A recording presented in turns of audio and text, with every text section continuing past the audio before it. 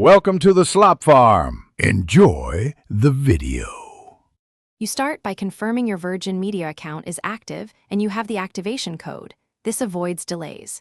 Next, unbox the hub and identify the master wall socket and the provided cables because correct ports matter. Plug the coax cable to the wall and hub first. This carries the broadband signal. Once connected, place the hub on a flat surface in a central room and plug in power. Make sure lights begin their initial sequence. This tells you the modem is booting.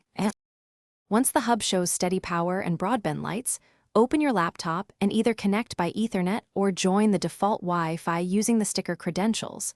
Wired is faster for setup. You then access the hub interface at 192.168.0.1 or use the My Virgin Media app to finalize activation and set your custom Wi-Fi name and password because that secures your network. Make sure to save settings and restart the hub. You finish by testing the connection on several devices and running a speed test to confirm you're getting expected bandwidth. This verifies both reach and performance. If Wi-Fi dead zones appear, move the hub higher or more central and enable band steering or Co-S for better device allocation. If there's no internet, power cycle the hub, unplug 30 seconds, plug back in, and reseat coax and Ethernet cables, because loose connections are the most common problem before contacting support for advanced diagnostics.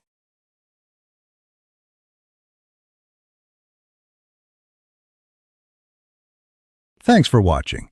Consider subscribing if we helped you today.